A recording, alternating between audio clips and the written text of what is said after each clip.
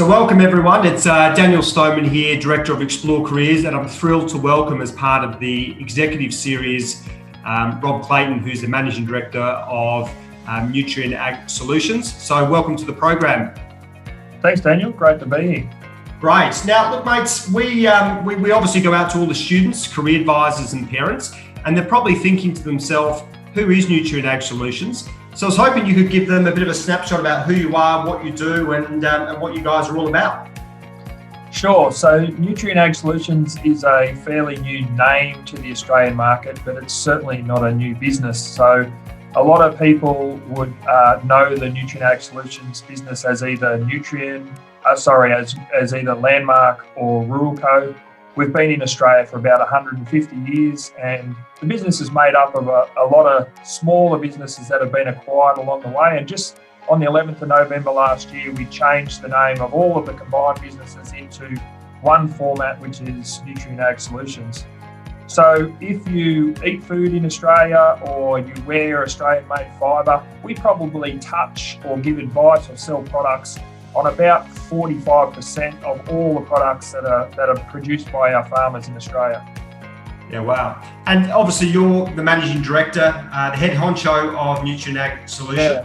Yeah. Can you give students a bit of an understanding about what the role of a Managing Director actually is? Yeah, sure. So just personally, I've been with Nutrien Ag Solutions for about 20 years, just coming up to 20 years early next year. So one of the things that I'm really proud of as the organisation is it's given me and also a lot of others the opportunity to kind of raise up through the organisation and certainly been a career journey for me. One of the things that we do every day is really set strategy. So as you come through the organisation and you raise up through the organisation in through the roles, I like to think of our executive team set the strategy for the business and how are we going to add value and continue to remain relevant for our clients and add value to our clients going forward. And then as you push that strategy down, there's the doers, I guess. So our branch managers and so on out there in the communities, they're the ones that are really executing on the strategy. Yep. And I guess obviously that gives a good understanding of the role, I guess, of the Managing Director. But I guess just a day-to-day for students, career advisors and parents, obviously, you know, watching these series, what's your day-to-day look like as Managing Director? Sure. So I'll give you my non-COVID answer. So I guess like a lot of people, the last 6 months I'm based in Melbourne. So my days have looked like a lot of these Zoom meetings from day to day. Normally, I would be out in the field, so I spend about 150 to 170 nights a year on the road, so away from home, which it's been a little bit pleasant for me to have 6 months at home with the kids. I've got a couple of kids, so it's good to spend a bit of time with them. But normally we're out there with the farmers that we service. We're out there meeting either with government, industry. We're spending a lot of money from year to year on acquisitions. So we normally spend about $30 million a year on acquisitions. So we're meeting with a lot of those people. We spend about $30 million a year on upgrading sites and so on. So normally a lot of my time is out in the field, either meeting with clients, industry, or our customers. So that's what I really love about the business is staying close to our grower customers. Yeah, wow. And I guess, you know, where you are today is, you know, the top of the tree. Do you remember back to your first job? Do you remember, I guess, who it was with and what you're actually doing? Yeah, I do. So I was a trainee agronomist in Moree. Well, actually, it's just funny how your career goes because I signed up to being a trainee agronomist in Moree, and as it turns out, my first day was not actually in Moree. They decided that they'd move me to a little town called Collarenebri, and I was living in a little hut there and servicing clients and checking for bugs in cotton, to be honest. So look, I didn't dream of being the managing director at that point. It wasn't, you know, I never planned to be the managing director of the organisation. But again, I think that's one of the things that's great about this organisation. A lot of promotion from within, and I guess it pays to dream big. Absolutely. And so are you Victorian based, or where did you grow up? Yeah, I grew up, so I'm a farm boy. I grew up in Canberra, a little town in northern New South Wales. And I actually never thought I'd leave the farm. My mum and dad and my younger brother are still farming back at Canberra as we speak today. I always thought I'd go back to the farm, but I fell in love with Nutrien over the time, and I've kind of stayed in the business. So I'm in northern New South Wales and a big Sydney City Roosters supporter, but I'm living in AFL country in Melbourne for about the last 10 years. Absolutely, and go Tigers! And so, what school did you attend? And I went to Canberra High School. So Canberra High School, went to year 12 there, and then I actually had a couple of years off and stayed at home. We were harvesting right when I finished my HSC.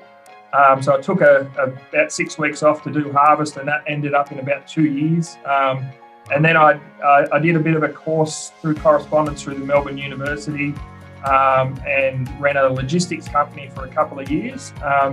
And then I went back into farming, but in a corporate sense. So I ran a farming operation for a corporately owned organisation for about 3 years, and then joined the Nutrien Ag Solutions business, and that was 20 years ago. Wow, well there you go. That's one hell of a journey. So do you remember at school what subjects you chose, or any extra curriculum activities you were involved in while at school? Yeah. So I've always thought about my education, even when I was at school. So maths was definitely a strong point for me, and I always knew I wanted to go into business even at school. So I was interested. I did a couple of TAFE, like some admin TAFE stuff while I was at school as well. So I learned to type and so on. And even now I'm still trying to upgrade myself, I guess. That's how I think about it, investing in myself. I'm 8 units into a 10-unit MBA with the Melbourne Business School as we speak. So I would have been finished except for COVID, but unfortunately it's slowed things down a little bit. Okay, and then from there, as you said, so you were there at school. Those are the subjects, and then from after school you went into where did you go into in terms of your further education straight after year 12? Yeah, so I took a couple of years off, and I helped my mum and dad and brother at home for a couple of years, and then I did through the Melbourne University, I did a business course through them for 2 years. So that's what I did. And I guess my advice for people that are at school today is I was always very keen to get out of school and get into the workforce. And I guess everyone can be looking at, you're earning money and doing that sort of thing.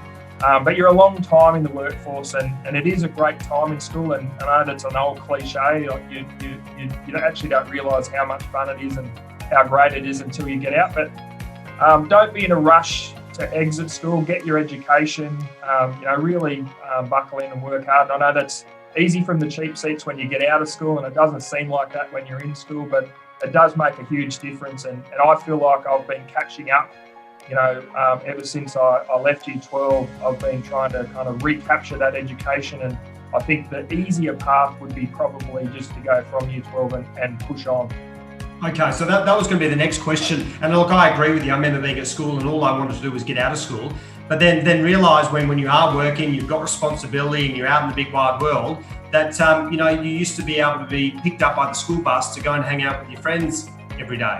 It's actually not a bad situation to be in. But would you say that those couple of years when you left school and you had that bit of time off and you're obviously working with the folks, would you say for students that maybe want to go down that path, whether not through a gap year or just take a year or two off just to kind of work out what they want to do in terms of, am I going to university, am I going to TAFE, am I going straight into the workforce? If students are not quite sure about perhaps maybe which path they want to take, do you think perhaps maybe a year or two off just to kind of, I guess, recalibrate and work out what they want to do would be a good suggestion? Yeah, I guess it depends on the individual. I guess my view on it is, as long as you commit yourself to that you are going to come back, I guess it's very easy to take a year off, get caught up in life, and then you never go back. So, I think education is critical to the success of career, and I think it's critical to the success of individuals. Just from a personal point of view, I think I'm a big fan of further education. So My only advice would be ensure that you do what you commit to do and go back and get that education while you're still young and while you've got the drive to do it. It's very hard to do after 10 or 15 years. It's not that hard to do after 1 or 2. Yeah, absolutely. And I guess if you look at the agricultural industry, at the moment, it's quite robust. You look at, the corona, pandemic that we're in. A lot of industries and businesses, unfortunately, have suffered, but there are some that have, gone quite well against the headwinds. And I think agriculture is certainly one of them. Where do you see the work landscape for agriculture, over the next, 10 to 20 years? Well, where do you see the industry? Well, I think the industry is completely different to what it was 20 years ago when I joined the industry. As an agronomist, it was about, killing weeds and so on. And now it's so much more. It's about, digital technology.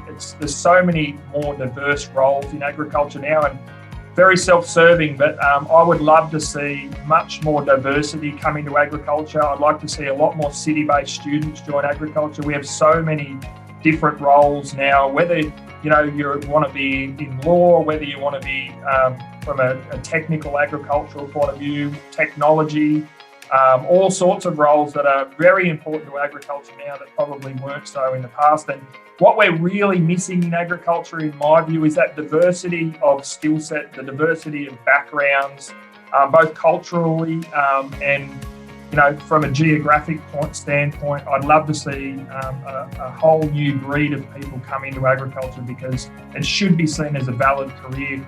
Very much through the COVID process, as you were talking, our organisation is about 4,000 employees here in Australia. We've hired about 500 people in the last 6 months. So our organisation is still growing, and agriculture is still growing. And you'll hear in the media, how much employment there is in the agricultural space. So I think it's a really important, place to work, an important place to be, and more importantly, it's got a great purpose. We're really helping our farmer customers to feed the world, and I don't see much more of an important purpose than that. Absolutely. No, I couldn't agree more. And I think, the whole, understanding, one of the questions I was going to ask you, but the whole understanding about, career in agriculture, there's still with young people, even with career advisors and parents, they have preconceptions and misconceptions. They do look at agriculture like it was, 10 to 20 years ago, as we know that the industry's fast outgrown that preconception that it once was. So I guess, why is it so important that Nutrien Ag Solution, obviously you've engaged with Explore Careers for a number of years. Why is it so important for you guys to be engaging with, students, career advisors and parents while the students are still at school? Well, I think it's critically important globally. We need the best and brightest in agriculture. That's what we're looking for. We want the best of the best. We've got to grow, the facts are, we've got to grow more food in the next 50 years to feed the population than we have in the whole time mankind's been on the earth. So, that's going to be a challenge for us. And we know we can do it. We know that we can grow more than we have before, but we need the brightest minds to help us solve some of these issues. We've got solutions in our name, and that's what we want. We want the best and brightest so that we can bring solutions to our growers and meet that challenge of feeding the world. Absolutely. Yeah, absolutely. Now, outside of just the business talk, obviously it would be great to learn a little bit more about Rob Clayton. I've got some 10 fast-hitting questions here for you. Sure. Just short questions for students to get a better understanding about who you are. So I'm looking at some of the questions now, and what did you want to be when you grew up? Are you in the role, the absolute dream role that you thought you were going to be when you were a kid? No, I always wanted to be a farmer. I always thought I'd be a farmer, and I guess you never know where your career's going to take you. But again, I think that you should dream big, regardless of what you want to be. I think your life will take you where you want to be, but you should aim. I've never said no to a role. When people have asked me to step up, I've never said no to a role, and I think that's really important, is to just work hard and get along. Yeah, absolutely. Now, would you rather be Booksmart or Streetsmart? If you had the option, which road would you be going down? A bit of both, I think. I know that's a bit of a fence-sitting question, but I don't think you can be successful and be just one or the other. I think it's really important to take every education opportunity that you get and really make the most of it. But I also think unless you've lived it, it's hard to put that stuff in practice. I don't think you can be either and be successful. Yeah, absolutely. And now knowing what you know now, obviously being in the corporate world and seeing the skill set that industries need, what would you do different at school in terms of subjects? Is there any particular subjects that you didn't choose that you would now choose today, or perhaps maybe giving some advice to students about, maybe who are in year 9 about to choose their electives? Is there any key electives that you think perhaps maybe these students should be considering? Yeah, obviously with a bit of an agricultural lens here, but I was a big ag guy at school, so I really like that, the ag science type subjects. But economics, maths, those sort of subjects in my mind are life skills. If you think about, regardless of what industry you go in and just to live your life, economics is a really important one. So I think that economics is across all those paths. Absolutely. Now, would you rather work from the office or work from home? I like to work from the office, and I'm in Melbourne, and actually there's usually 250 people in my office, and for the last 6 months it's been me and one IT guy actually. So there's been plenty of social distancing between the two of us, but I like to kind of separate my work life and my home life. I've got a 9-year-old boy and a 12-year-old girl, and I like to be home and kind of present when I'm there. And I guess that's come from a lot of travel and being away a lot and trying not to, always be at work. But, I try to continue that while we're in this COVID situation. So when I'm at home, I try to be at home. Absolutely. And when you've got your time off, do you prefer, do you read the books, or are you someone who likes to watch, be on, videos? Yeah, I do a lot of reading, but short reading. I don't read novels. I don't read sort of cover to cover type books. I like to read articles and things like that. I like to get a short education. I listen to a lot of blogs and things on my trip to and from work. So usually during COVID, it takes me about 17 minutes to get to work. So I don't get much education that way, but I normally it's a 50-minute drive to my house in normal periods. So I normally try to listen to a podcast or something like that just on over a week. And I find that a great way to wind down from work and also a bit of education as well. Absolutely. So you're obviously away from the office, spending time with obviously your kids and your wife is obviously very important. Outside of that, would you prefer to relax, or are you more down the party road?